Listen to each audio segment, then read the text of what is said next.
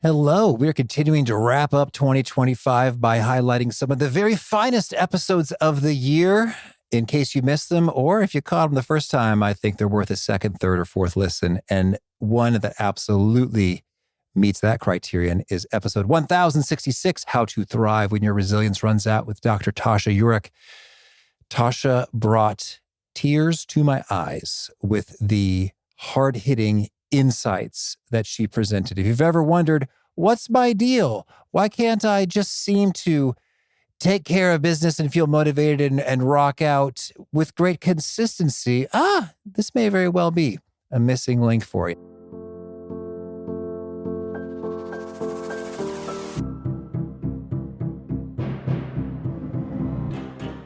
When the winds of change rage, some people build shelters and others build windmills. So that's the contrast between resilience and shatterproof is don't just grit your teeth and push through to gain back a status quo that probably wasn't that good anyway. Use this as fodder for self-examination and self-improvement. When you're shatterproof, you grow forward.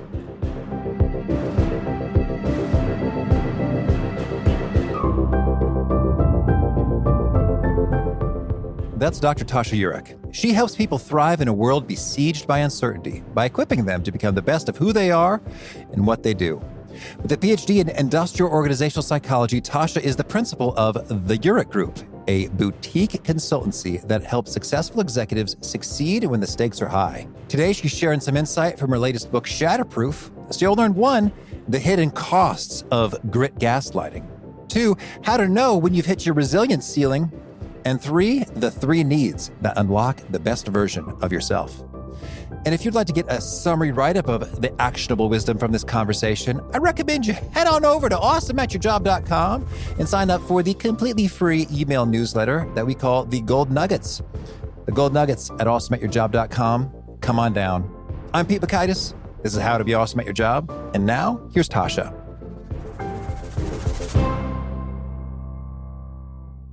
Tasha, welcome back. It's so great to be back, Pete. Thanks for having me. Oh, well, it is great to be chatting with you. I am excited to talk about the insights of your book, Shatterproof. I listened to it in its entirety and then had to get the text as well. And there's so much good stuff to get into.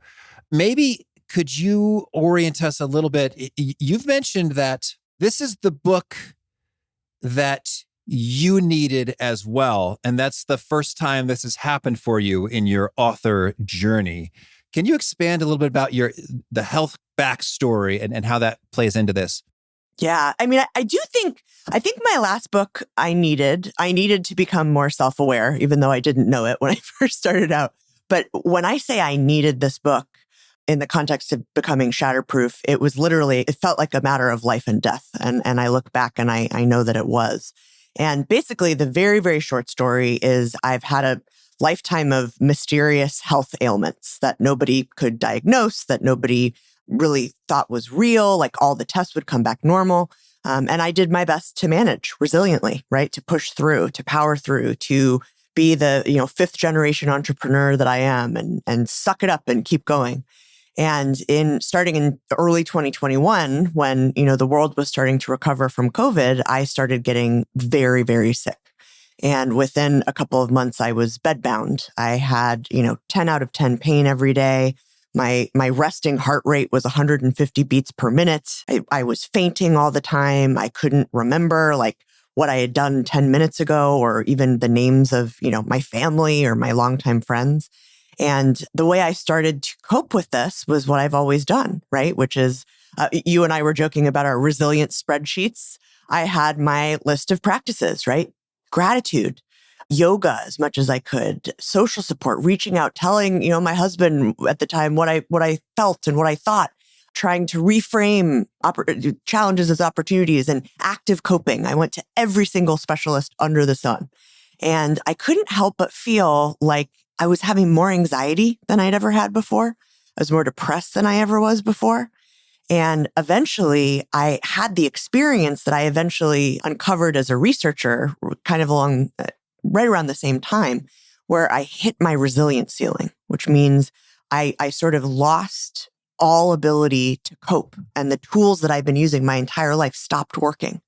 And so I was in a position where, I knew there was an alternative because we had this in our data. Some people are able to take the hardest things that happen to them and become, better, stronger, wiser. And finding that answer was so personal to me that I probably spent longer on it than I would have. I think I was able to dig into like the complexity of the solution and try to make it simple. So simplicity on the other side of complexity. But the point there was, I think no matter what all of us are facing, we all need this book. We all need an alternative, right? To resiliently powering through, being mentally tough. There's a point at which that doesn't help us anymore. And if we keep trying to do it, it hurts us. Yes, very well said. You had a lovely quote ascribed as a Chinese proverb. Can you give it to us about when the wind blows? When the winds of change rage, some people build shelters and others build windmills. And I think that just viscerally paints a picture of what's unique and fresh and lovely about your work here. Because we just recently had Dr. Aditi Nurakur on sharing about the 5 resets. And that's all very good. It is all yes, indeed. Exercise is great. Breathing is great. And if it helps, keep doing it. Gratitude journaling and such, like these are all great uses of things to do to feel better, to overcome some stuff. But that shift from shelter to windmill, I think really captures it. Because that's how it can feel sometimes. Like, oh man, I'm getting battered. Well, I got to exercise more. I got to breathe more. I got to gratitude journal some more. Yeah. And as you identify, sometimes that just runs out. And it's like, oh, it's like, and that's a spooky feeling. Just like, uh-oh. It is.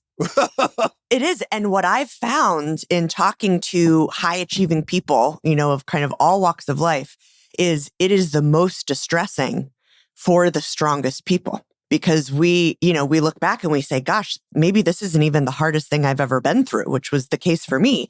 I'm like, why can't I just show up with my gratitude journal and do my meditation and find some relief? And then you start to do something that I call grit gaslighting, right? Which is where we blame ourselves for struggling under the weight of the very real difficulty of living in this world in the year 2025.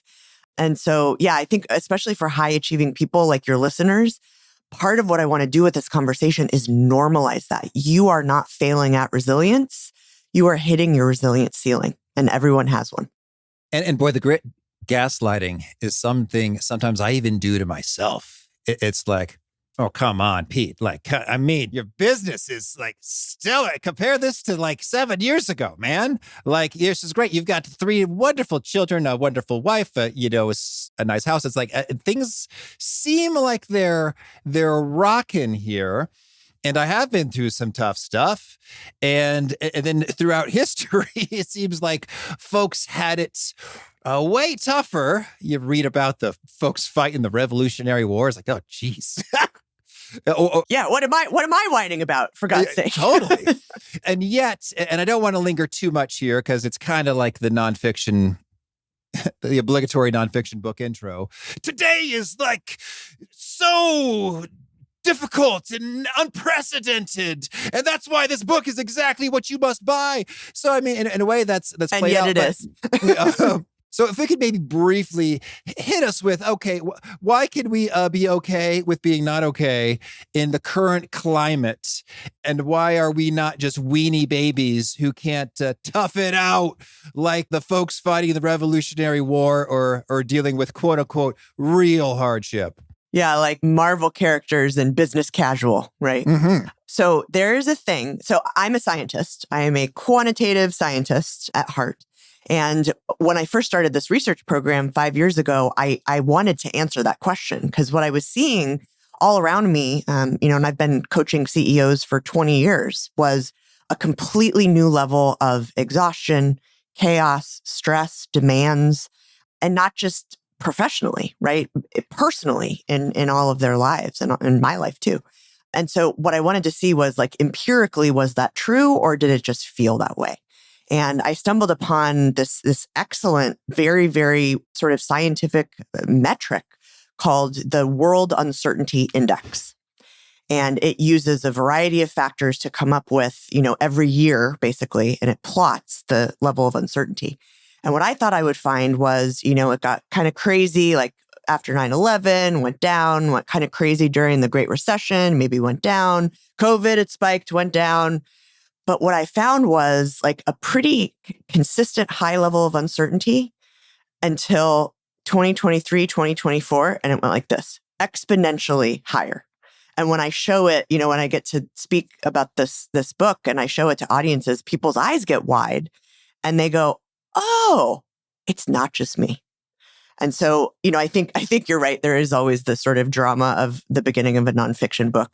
But for me as a scientist, like it's real. You're not imagining it. It's real. So the uncertainty index, and it's intriguing. So 2023, 2024, it doesn't seem like anything happened. Or am I overlooking something that happened? Well, it's worth going to their website to look. It really gets crazy this year, which is interesting. I guess we got the AI. That's kind of wild. AI is pretty wild. Uh-huh. A lot of, in the business world or organizations, a lot of sectors are being disrupted that people never thought would be disrupted, right? Because of a lot of external factors, and the effects of COVID are still being felt. I think all of that together, along with just the pace of life. Like think about right now at this moment, the number of people that need something from you. No, geez, I don't want to. Right? Right. If I think about that too hard, I start to inbox. flip out because it's like, oh, well, this thing I was supposed to have to them a month ago and this other thing. And, and so even something as quote unquote, simple as the cumulative demands, they don't stop. Nobody's saying, well, I'm going to just really need all this stuff from you and then I'll go away and, you can go on vacation for 3 weeks. So that's the piece of it, is that chronic compounding stress across multiple areas of our lives. That really gets me. And I'm thinking about the email inbox, which I struggle with. And my buddy Brent, shout out, listener, sent me one of those some e-cards. It said, congratulations on hitting inbox 0. Oh, sorry about that. It's like, Brent for the win. That's how it is. Awesome. Like, oh, yeah. At this very moment, I am caught up. Oh, and it lasted about 9 seconds. That is such a great example of this, right? Is like this is Sisyphean for anybody who's into philosophy, right? We're pushing that boulder up and the boulder rolls right down and we're back to 0. Okay, so we have, so I guess we got that in terms of modern humans, the folks who had their own challenges of poverty, starvation, war, extreme challenges. No doubt that is brutal. We, however, have our own flavor of brutality being waged upon us that they did not. And it's unprecedentedly high levels of uncertainty. And you mentioned in your book that we humans have a real hard time with a lot of uncertainty. What's that about? Yeah. So human beings were not designed for the world that we live in right now. If you think about it, our ancestors their lives were difficult, right? They're sort of hunting and gathering. They don't have the comforts that we have now, but they were punctuated by danger. But things would sort of go back to normal, right? So you imagine, you're out hunting and you see a tiger and your stress system goes crazy, your cortisol goes up, all of your stress hormones, your fight or flight, and you're able to escape the tiger, right? And then you go on with your day and you go back home and you have a nice night by the campfire. But the way that we are living now is our bodies actually are built to perceive a passive aggressive email from our boss, for example, as that tiger running towards us. And then if you multiply that email with all of the other emails just in your inbox, we have stress hormones coursing through our bodies all the time. And, so we were sort of designed to, have that danger, go back to normal, and our bodies can restore themselves. But, what I say in the book is living in perpetual fight or flight mode isn't just stressful. It drains the very resources we need to cope with stress. That's brutal. So the traditional resilience practices are useful. They have their place and they do some things, and yet they can run out. And you reveal there is another path for us. What's the path? So the best way to think about it is to contrast it with resilience. Okay. So resilience is about putting our heads down, powering through so that we can bounce back.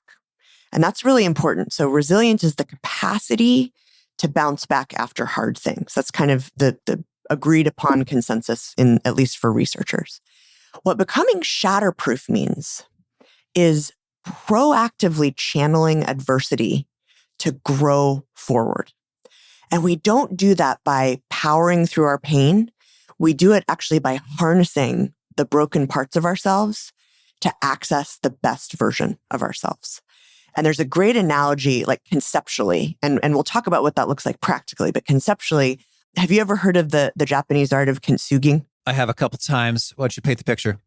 Yeah, it's this beautiful art form where, the artist repairs a broken piece of, usually it's like pottery or ceramic with lacquer and of precious metal. It's usually gold. And basically like mending broken objects with precious metal. What that does is it creates a whole new object that is stronger at its broken places. And the question I always ask is like, instead of powering through our pain and our cracks and our breaking points, what if those became fodder for us to identify what in our environment is tripping us up, to understand what are the needs that we have that are going unmet? What are the self-limiting patterns that we're showing up with that are making things worse for ourselves? And then how can we actually use that opportunity to pivot and not change everything about who we are, but to try to find new ways of getting our needs met? That's the idea, is kind of leaning into those cracks, not in a way where we're, pain shopping or anything of that nature, but to lean into those cracks as an opportunity for, I say it's self-awareness walking. It's finding those moments in our worst times where we can find unique insight about ourselves, how we interact with our environment, how we make our choices, how we live our life, so that we can access that best version of ourselves. And I think that's what we all do, right? All we want is to be happy and to enjoy our lives and to find that version of us that we know is there, but that feels like it's being, it's handcuffed to a furnace somewhere and like locked up because of all the chaos that can't come out. So that's kind of the contrast between resilience and shatterproof is don't just grit your teeth and push through to gain back a status quo that probably wasn't that good anyway. Use this as fodder for self-examination and self-improvement. And that's the contrast I make is it's bouncing back for resilience. When you're shatterproof, you grow forward. Now, when you say needs, you've identified the 3 to thrive. Can you share what are these needs and how of all the needs we might have, Tasha, do we know these are the 3 to thrive? Yes. Well, the good news is it is not I who has uncovered these needs. It is hundreds of researchers over more than a half century that have been researching this theory that it's actually my favorite theory in psychology. It always has been. And I worked with it, 20 more years ago in grad school. It's dating me. It's called self-determination theory. And the theory itself asks a really simple question that I think is so unbelievably practical. It's what brings out the best in humans and what brings out the beast in humans. And what they've identified, and the main researchers are Richard Ryan and Edward Deci, is that there are 3 biologically programmed psychological needs that every single human existing on Earth is programmed to seek. I'll tell you what they are, and then I'll tell you what happens when we get them and when we don't get them. So the needs are, number 1 is confidence. And that's the need to feel like we're doing well and we're getting better, right? We're kind of showing up, we're meeting challenges. The second is choice. And what that's about is feeling a sense of agency in our lives. as well as authenticity. I can be who I am. I can, be centered around my values. I don't have to pretend or fake. The third need is connection. And that's a sense that we belong and that we have close and mutually supportive relationships. And what they found, these researchers in self-determination theory, is when these three needs are met, we are the best version of ourselves. No matter what is happening in our lives, no matter what fresh chaos is erupting around us, we can rise to the occasion. But when any one of these needs are especially actively frustrated, not just unmet, being frustrated by the situation we're in, that's what brings out the worst version of ourselves, the reactive version, the person that falls back into comfortable but self-limiting habits in the face of these sort of triggers all around us.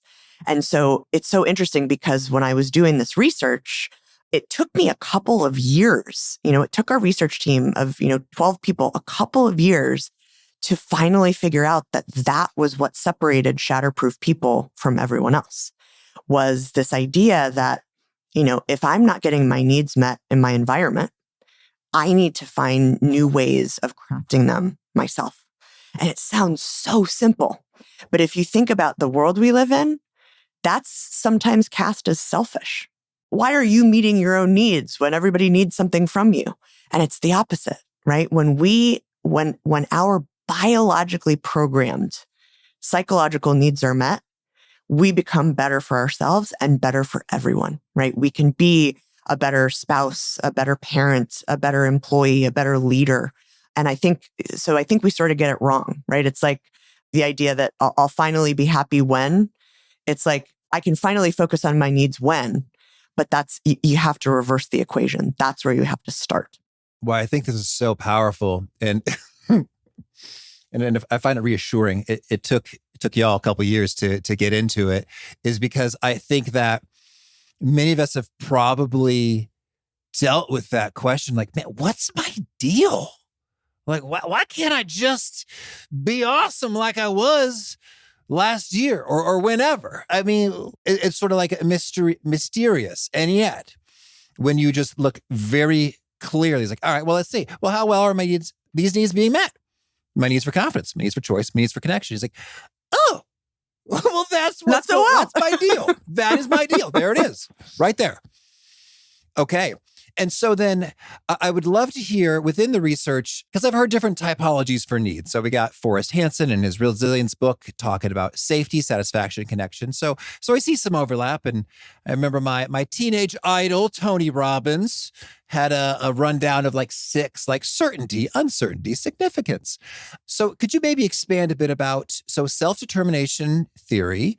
What's some of the most compelling evidence that, yep, these are the 3, as opposed to not 9, not maybe this other thing over here, but no, focus on these 3. So I want to differentiate between self-determination theory and every other theory of human needs. Okay. Self-determination theory, the first paper was published the year I was born, 1980. And if you go to Google Scholar and you type in self-determination theory, it is article after article after article. And it's not even a theory. They call it a meta theory.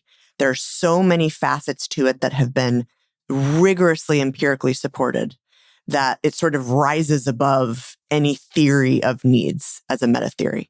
So Abraham Maslow's hierarchy of needs, everybody sees that as like the end all be all of human needs. There is almost no empirical research to back that up. Okay. So it's one thing to have a model. It's another thing to have 50 plus years of rigorous empirical research being done by, hundreds and hundreds of well-respected academicians. And from my standpoint, like, there's just no comparison. And again, it doesn't mean that we can't pull from multiple theories, but I think about, I talk about this in the book. A CEO I was coaching as I was writing the book was leading his company through this massive organizational transformation. He and his wife were caring for aging parents. There was so much going on. And he didn't have a sense of confidence. His board was at his throat all the time. His employees were unhappy. Everyone was just saying, like, why can't you be doing this better? he had very little choice, right? Which is strange as a CEO, but he was constrained by so many things. He was constrained by the health challenges that he was helping to manage. And then connection, it's lonely at the top. It's shockingly lonely. And he would always say, I'm fine, I'm fine, I'm fine. And I knew he wasn't fine. And one day he called me and he was like, guess what happened? I just got on a call with my team and like through the most minor thing that just happened, I started screaming at them. So I guess I'm not fine, right? I guess I'm not fine. And he said, I don't know what's wrong with me. And my response is the response that I would give all of your listeners and that I try to remember myself, which is there's nothing wrong with you. You are a human being whose biologically programmed needs are under threat. And what that's telling your body is you're being chased by a tiger. So the good news is there are ways to move through that. But the one way to not move through that is to resiliently power through. Perfect. Thank you. You mentioned Nietzsche said, whatever doesn't kill us makes us stronger. And you mentioned in Nietzsche's, in fact, very own life, he disproved that shortly after writing it. Can you tell us that tale and then unpack, well, what does determine whether or not an injury makes us stronger or weaker? I love that question. It really gets to the heart of it. So this is probably my favorite story in the book. Nietzsche, what I tried to do is trace that expression, what doesn't kill us makes us stronger, as early as I possibly could. And I found in one of his books that was published in the late 1800s. And so he published That Which Does Not Kill Me Makes Me Stronger. A month later, he was strolling through a square in Turin, and he came across a horrible scene, a man beating a horse. And for some reason, something snapped in Nietzsche at that moment. Something just snapped. He started hysterically crying. He rushed over. He threw his arms around the horse. People started gathering. The crowd started gathering. The police were called. Someone was sent to escort him home. And the next day, he was taken to, what they called at the time an asylum, and basically went mad.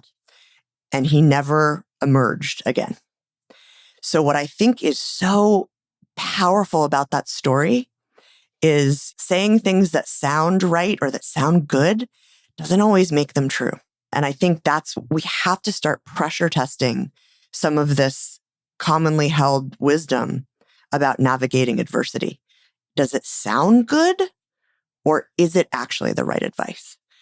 And I think that to answer the second part of your question, if I boil it down, the difference between resilient people and shatterproof people, the most fundamental difference is instead of powering through, they use that opportunity to proactively reinvent themselves.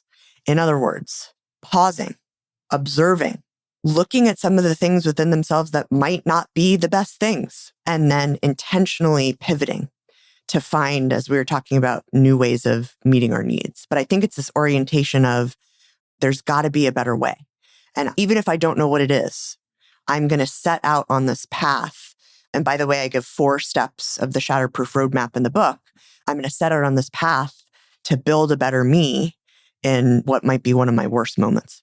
Well, we love bettering here at How Do We Awesome at Your Job. Better is great. And you mention that personal growth, self-betterment is just about the tops way that we can find positive psychological outcomes. Can you expand on that? Yeah. So I talk about, I call it the Shatterproof 6. And there in the book is a list of empirically supported goals that if we start, however small, whatever small step we take, but if we start to pursue them, will meet our deepest psychological needs, those 3 to thrive needs that we talked about. And self-development is one of them. It's especially if our need for confidence is being frustrated, if we commit to personal growth, to expanding our horizons. What the research in self-determination theory shows us is just by pursuing that goal and by asking, what's one step I can take today to get a little bit closer to feeling confident and, the best version of myself, that feeds our needs, no matter what's happening in the situation around us. And I don't say that lightly. There's been research showing that 3 to Thrive need satisfaction works for people who are living in extreme poverty or who are refugees. There's one really compelling study that was done with Syrian refugees that showed that a really simple intervention where they pursue these sort of need-based goals, their entire lives get better. And not in a sort of toxic positivity way, but you start to feel real fulfillment that feeds you during these tough times. So let's walk us through this 4-part process. So the first step is to probe your pain. And what that means in a nutshell is to pause and say, pushing through my pain or avoiding it is going to give me temporary relief. But there's 2 problems. Number 1 is this thing researchers have called negativity rebounds, which means that when we sort of deny the emotional reality that we're experiencing, especially when it's really negative, we're okay for a minute, and then it comes back in full force.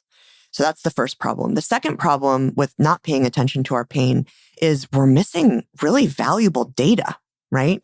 So the question to ask is, well, there's 2.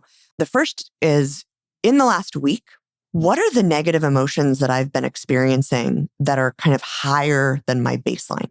So, maybe I've been feeling a lot more shame recently, or I felt anger, or I felt sadness. And then the second question is, what is that pain trying to tell me? So for me in my health journey, I hit my resilience ceiling. I gave up for a couple months. It was not pretty. But one day I kind of woke up and I started asking myself this question, like, what am I feeling? I'm feeling helpless. I'm feeling powerless. And what I realized was my pain is trying to tell me that I have totally lost control over my life, right? There's no cavalry that's going to come save me. I have to save myself. So that leads us to the second step, which there's so much richness to this, but again, I'm going to try to boil it down, which is trace our triggers. So we look internally first at our pain. Then the next thing we have to do is say, okay, what is happening in the world around me that is sort of creating this internal state? And, sometimes we don't help, but almost always there's going to be some kind of external trigger. So it might be, and there's different triggers for different need frustration. If someone might have criticized us, hurts our confidence. We might have a micromanaging boss, which hurts our choice. We might have recently ended a relationship, which kills our connection. And so once we have that trigger, we're not done. We don't just get to blame it on everything external. We have to go back inside and say, okay, what need is that trigger getting in the way of? So for me, what I realized was, the trigger was sort of just being pushed through this healthcare system that is designed for patient volume and not patient helping, right? And being told over and over that what I was experiencing wasn't real.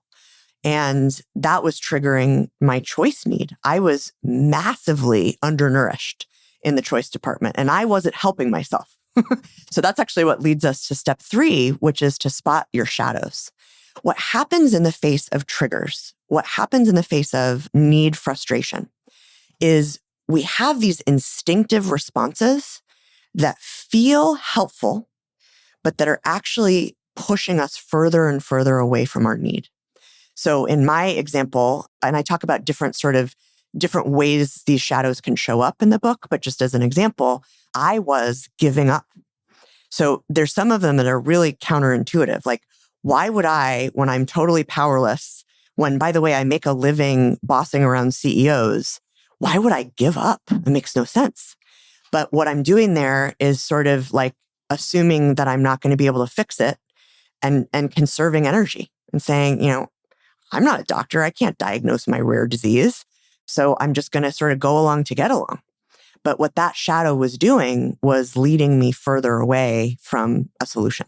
So the question I always tell people to ask if you're trying to spot your shadows is, how is my behavior right now different from when I'm at my best? And, the example that I just gave is a good one of like, normally I do this, but right now I'm doing this. So that brings us to step 4, which is pick your pivot. Pivoting means proactively moving away from these familiar shadows that make us feel better and towards new paths to need fulfillment. And we do that through something called need crafting. And the good news for step 4 is we've sort of already talked about this, right? These Shatterproof 6 or the goals where if we say, for me, like as an example, instead of letting myself give up, my number one goal in life is maximizing my physical health. And that's one of the goals that's been shown that if we pursue, we will have greater need fulfillment, specifically in this case with choice. So what did I start to do? I changed the way I was showing up. I changed the way I was engaging with doctors. I spent 30 minutes, this is pre-ChatGPT, I spent 30 minutes a day researching rare diseases. And eventually, it took me a minute, a couple months, but then I had a list of these are the diseases that I might have.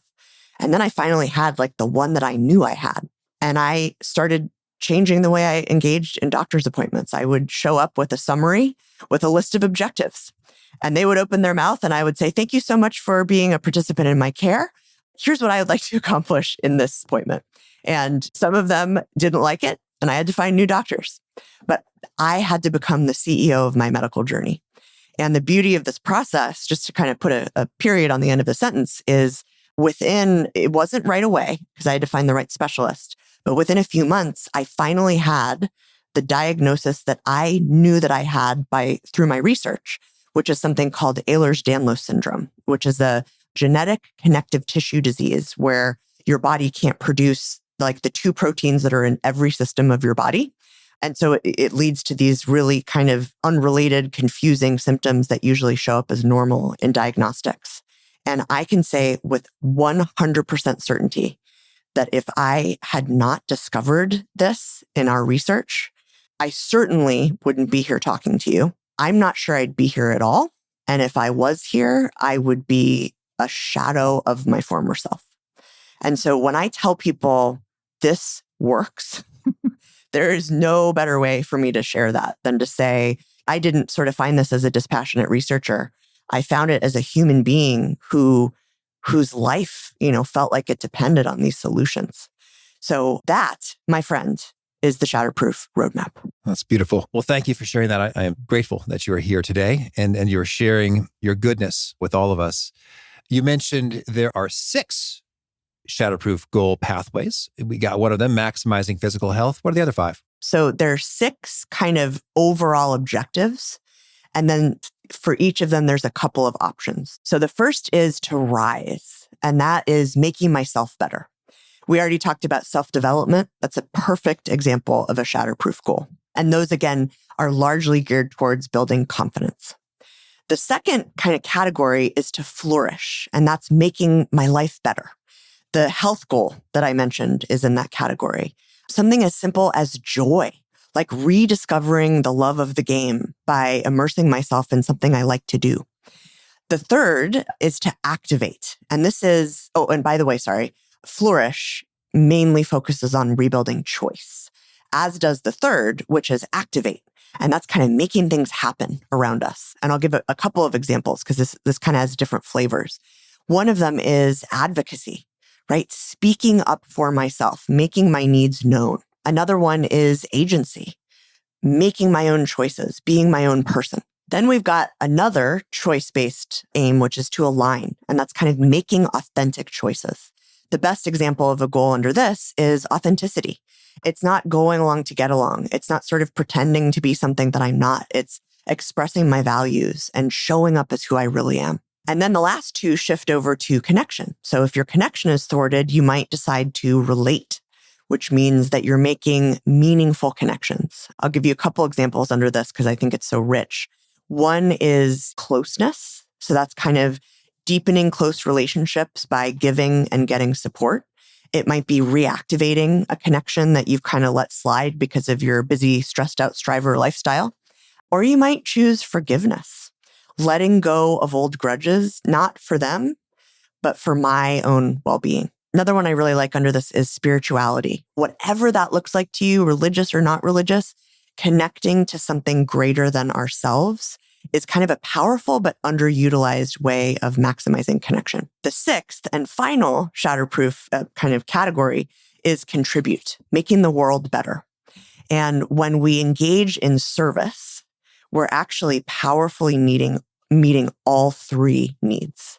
So, you think about Adam Grant's work and when he wrote Give and Take, his first kind of big mega hit book. There is so much behind that where when we give, when we contribute to the greater good, when we try to make positive change, it's satisfying our deepest fundamental human needs. So when we give, we get. And I think that's why it's the one objective that meets all three needs. And is it your recommendation that we pick a single goal? Yes, my goodness, yes. Sometimes people are shocked when I tell them that in my job of coaching CEOs, we pick one behavior to work on, one high impact behavior for an entire year. And everyone's like, well, could that possibly be helpful? Why don't you do more? And the reason is, in my experience, if we have any more than one thing we're trying to focus on developmentally, we're not going to do it. I'm coaching a CFO right now who brought me his development plan that we were going to kind of blow up and rethink. And he's like, it has 5 components. And I covered up the paper and I said, name them. He couldn't name a single one. And we both laughed. We said, uh-oh. So that's why making your growth and development easy isn't a crime. It's a present to your future self. So one shatterproof goal, even break it down to one shatterproof habit. Like for me, it was those 30 minutes a day researching rare diseases. Start there. Keep it something that you can regularly focus on and not something that you go crazy on for a week and then get so overwhelmed that it becomes the last thing on your list. And could you give some more examples of a single behavior of a senior executive for a whole year, just so I get a sense for the scope of a quote unquote behavior? So I'll give you one from someone I just got off the phone with who is doing an amazing job. He's killing it. His CEO is thrilled, which is improve collaboration with open-mindedness and empathy.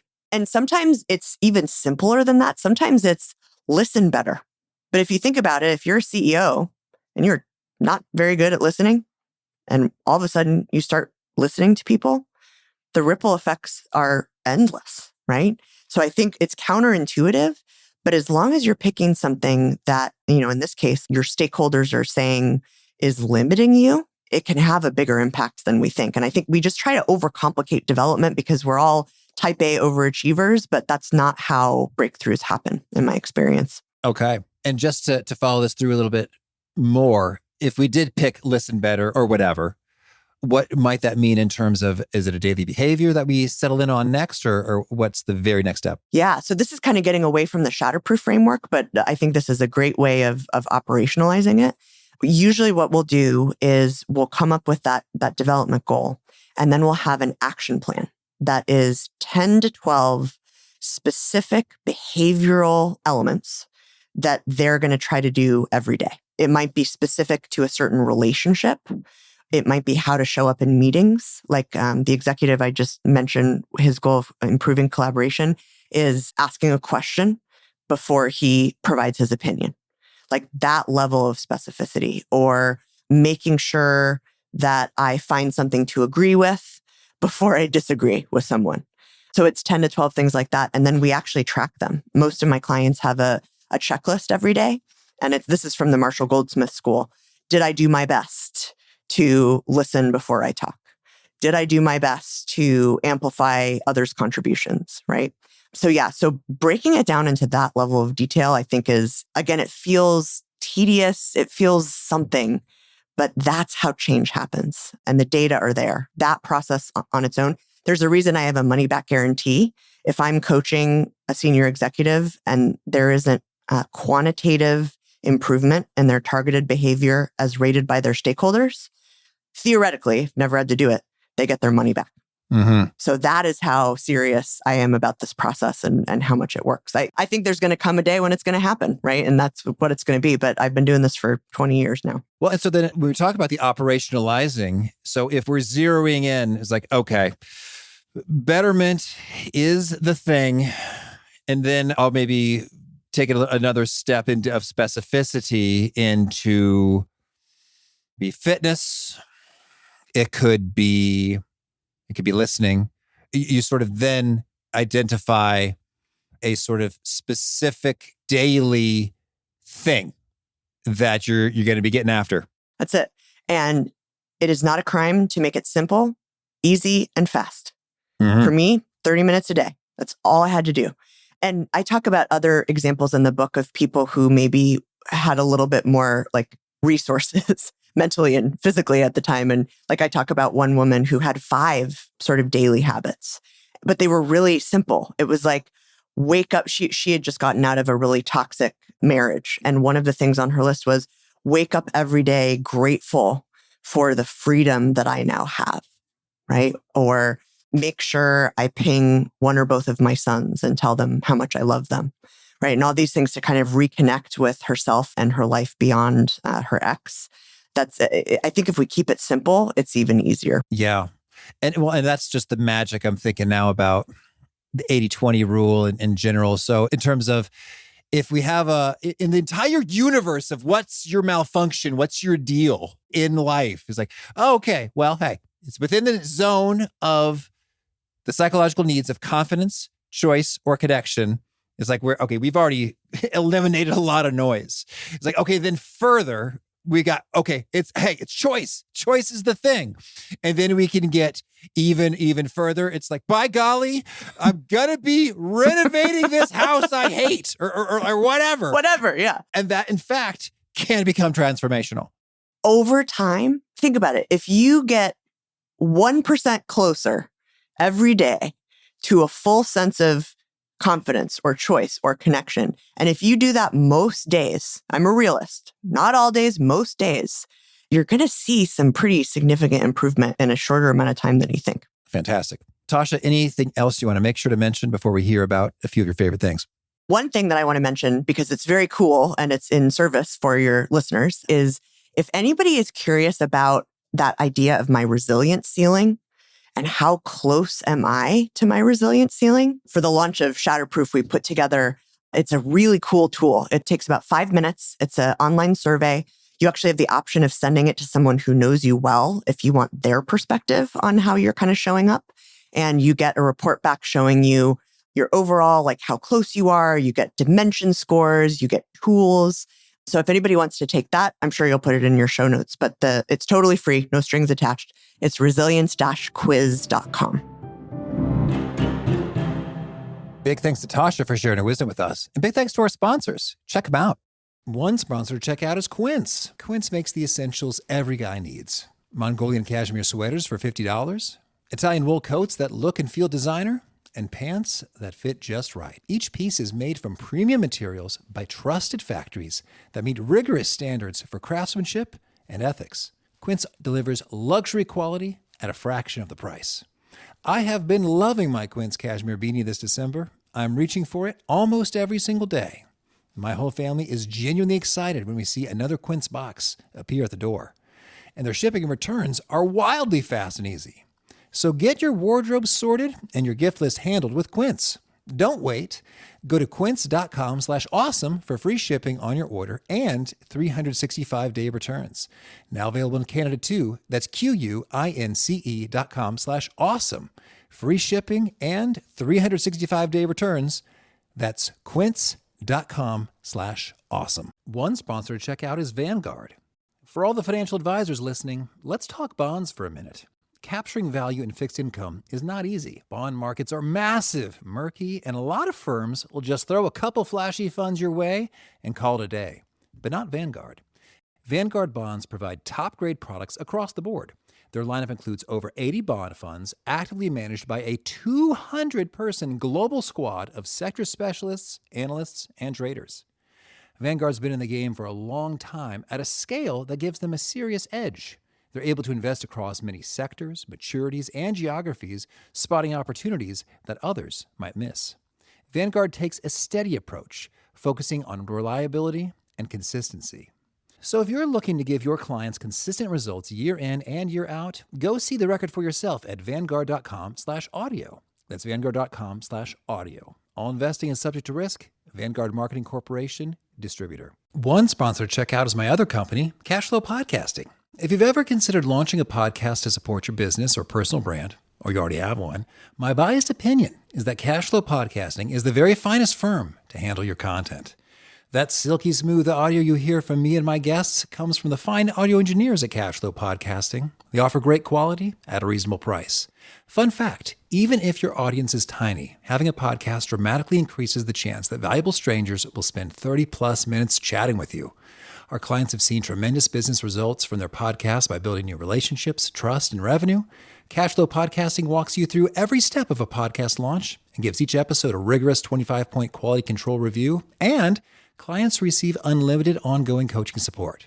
So if you're at all podcast curious, I'd love to have a 10-minute zero-pressure chat to be of service. Snag a time with me at awesomeatyourjob.com/chat. That's awesomeatyourjob.com/CHAT. All right, thank you. Now can you share a favorite quote that you find inspiring? Whatever you do or dream you can, begin it. Boldness has genius, power, and magic in it. And I love this quote so much by Goethe. It is tattooed on my body. So that is my favorite quote. Yeah. And a favorite study? Well, I would go, this just because it's fresh in my mind, that study that I talked about with Syrian refugees and need crafting, this whole idea of crafting our own needs it's new in the research. It took a brilliant young woman named Neely Laporte to kind of introduce it in 2019. But there's so much promising research around that. I just think it's so powerful. And a favorite book? I would say nonfiction is Doris Kearns Goodwin's A Team of Rivals. And I would say fiction, without question, number one, The Great Gatsby. Okay. And a favorite tool? Favorite tool? Oh, we didn't talk about this. The 222 tool. So when you are super overwhelmed, you feel like you're hitting your resilience ceiling, you take a deliberate time out. You ask yourself, what do I need in the next 2 minutes, 2 hours, and 2 days? So the 2 minutes is psychological first aid. It's breathing. It's splashing cold water on your face. It's saying out loud, like, I am struggling and I feel overwhelmed. 2 hours is something that is just for you, something that makes you happy, that relieves the pressure a little bit.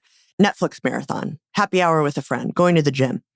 2 days is a deliberate pause on ruminating, analyzing, and problem solving as much as possible with the thing that's pushed you to this point.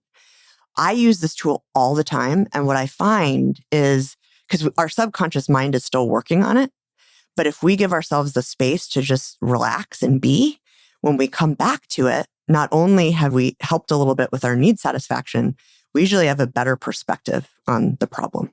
So again, the 222 method, I use a shockingly large amount of days.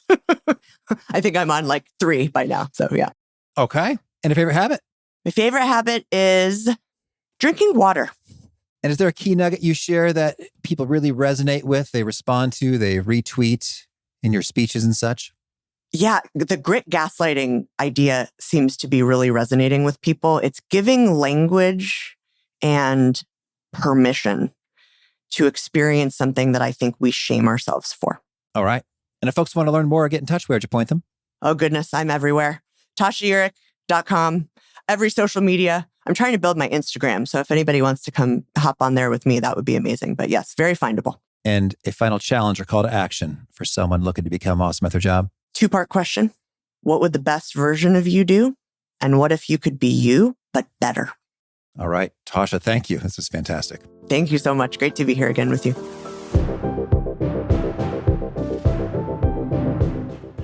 I love so much what Tasha had to say about the super meta theory about those 3 needs to thrive. How are things going with regard to confidence, choice, and connection? And I think a lot of times when we find ourselves in sort of a weird mood funk season of things aren't feeling so awesome, it's because the environment has shifted in such a way as to make it difficult for these needs to get met. So we just neglect them a little bit. Like, yeah, the book club on Thursdays is super amazing and I feel an amazing sense of connection, but it's really a busy work season right now. So I just kind of skip that for a couple months until this project is over. And it's like, and yet that seemingly innocuous decision can be substantially problematic for our shatterproofiness, if I may coin a phrase, because that need for connection perhaps was getting met amazingly awesomely in the book club. And now, alas, it is no more. So great way to focus our attention on the things that really matter. Big thanks to Tasha. If you want to check out the show notes or the transcript or the links to items that we've referenced, you'll find them on over at awesomeatyourjob.com/EP1066. Hope to catch you next time, and peace.